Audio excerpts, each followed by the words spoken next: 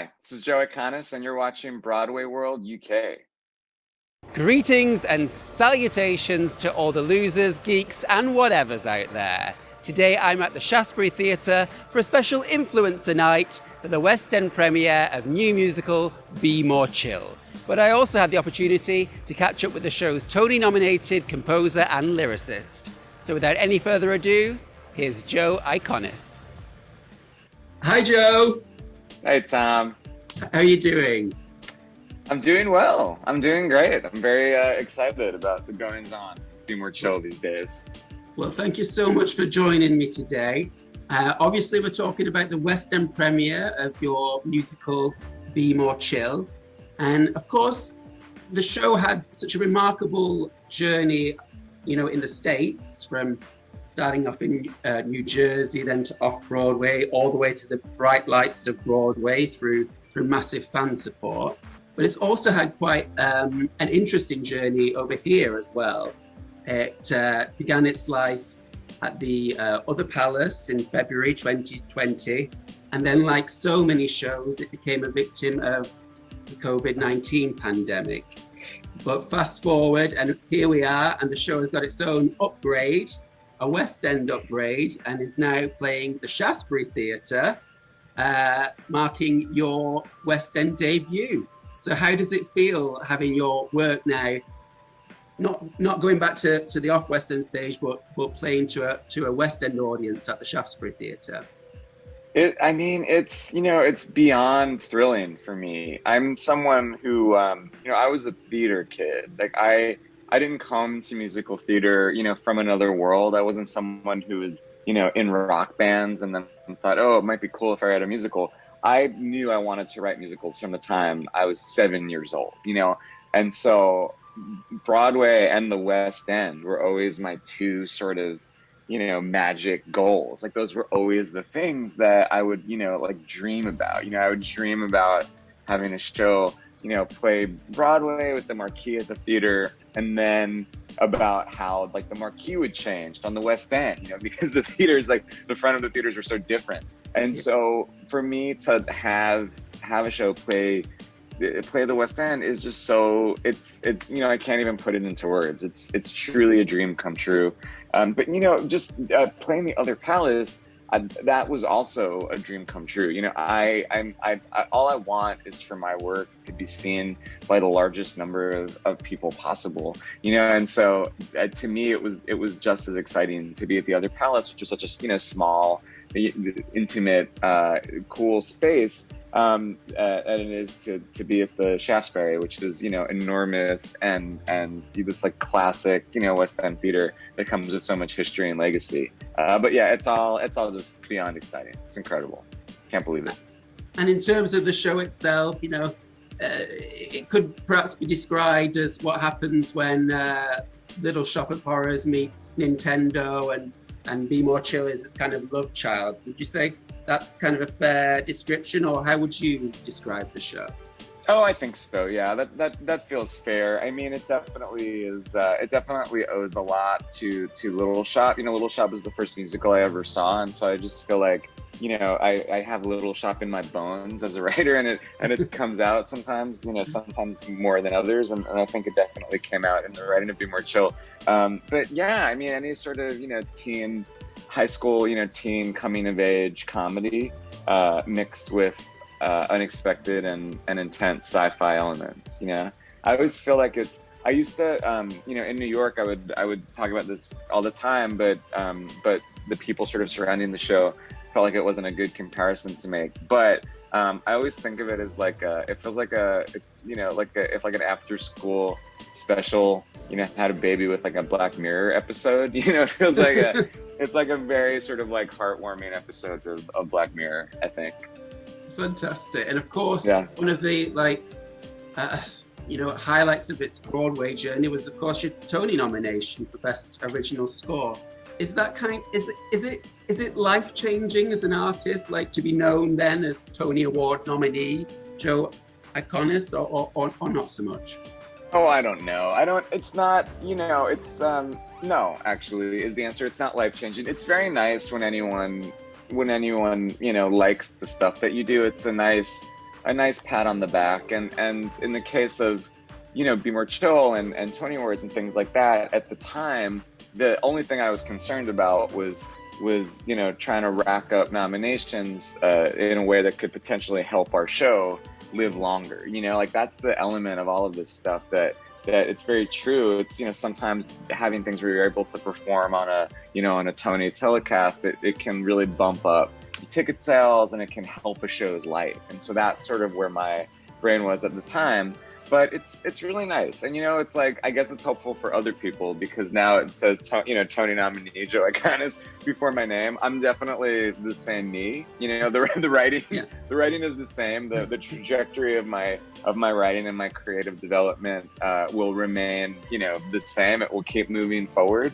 But now I have the three words before my name, and so hopefully it just means that hopefully I get better jobs. Hopefully people trust me more and let me keep making my weirdo musicals populated with misfits and outcasts. That's all I want. So hopefully it helps that.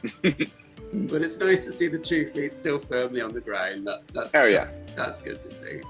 And can I tell you what, when I saw the show, even before it started, can I tell you what I really liked? What? I always dread when I go in theatre and I'm the youngest there. And I'm always like, oh, where are the young people? I don't want this to die out. And when I saw Be More Chill, there were so many young teens in the audience. And I thought, how fantastic, because it can really work as like a gateway musical for young people that have never been, and then they get wrapped up in the phenomenon, the online phenomenon of Be More Chill, and then go on to discover more and more shows and become, get bitten by the theatre bug and become fans. Do you see it yourself as the kind of gateway musical as well? Oh, 100%. And that's the thing that I'm the most proudest of with all of the Be More Chill stuff. The fact that young people, the young people are responsible for the show existing.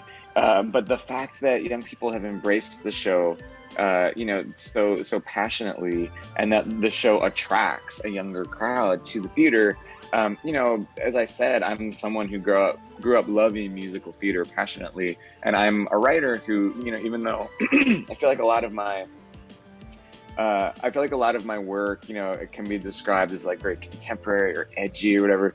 I think my work is super traditional, and Be More Chill, even though, it's very sort of techno and it's about, mind control devices and it's this like wild in your face maximalist pop extravaganza, the bones of the show are so traditional musical comedy. When we started writing the show, we set out to write something that felt like Damn Yankees, that felt like a musical comedy from the 60s with the romantic lead and the sidekicks and songs that were really classically structured musical theater songs. And so what I love about young people coming to Be More Chill is that they're coming to this show that's a really classic musical. It's not sort of trying to reinvent the form. It's not a show that's like, this is a musical for people who hate musicals. Be More Chill is a show for people who love musicals. And so I get excited that that young people dig it and respond to that, and respond to they respond to things like Michael in the Bathroom, which is just there could not be a more theater musical theater song. And so it really fills my heart with joy to think of young people going to Be More Chill and then investigating other musicals and just getting bitten by the bug, whether they know they've been or not. And I suppose young people all across the world hopefully soon will be able to see the show on the screen. Yeah. I believe, the film adaptation is in the works. I believe you're executive producing as well. Mm-hmm. Can you give the fans any sort of update about the film adaptation from 20th century? Yeah, we've actually changed the name of the show for the movie, and we changed it to Dear Evan Hansen. And the movie is going to be released in the fall, winter, and it has new songs, new story. It's going to be great. Yeah, no, I can say literally nothing. Ben Platt will be thanking you for that plug. Yeah, Yeah, I'm just trying. Ben, he like he needs it. Ben Platt needs my help, so I'm just trying to like plug as much as possible. But yeah, no, it's the movie. Yeah, in the works, and I literally can't say anything. And I'm very much like I'm like a theater guy, and I could not be a more New York centric human being. Yeah. But I've like dabbled in the Hollywood, the movie stuff, a little bit in the past couple years, and it's cool, and I like it a lot. But I'm just like, I don't want to do anything to make those people angry at me, And so Right. I'm just gonna like, I'm not saying nothing, but excited for Be More Chill to be on a screen, because it's so many of the inspirations for the show were things like John Carpenter movies and Invaders from Mars movies from the 50s, and so it had all of these filmic references to begin with. So I think that it actually makes sense for it to be a movie. Sometimes I feel like you see these musical movies and you're like, oh, this is a movie because it was a popular musical, and people somewhere got excited about the brand of the musical having its next life on a screen, and it feels a little bit cynical. And my hope is that with Be More Chill, people will see it and be like, oh right, this makes sense, this is a movie, because it's because that's in its DNA, the cinematic universe, Yeah, and back to the West End finally. So hopefully social distancing restrictions are going to vanish into the night on the 19th of July, hopefully. So what are your sort of summarizing hopes for these 10 weeks here in the West End? Oh, I mean, I hope that people come to Be More Chill on the West End and feel connected to something. The show is about people who are trying to connect with each other and don't necessarily have the tools to do so.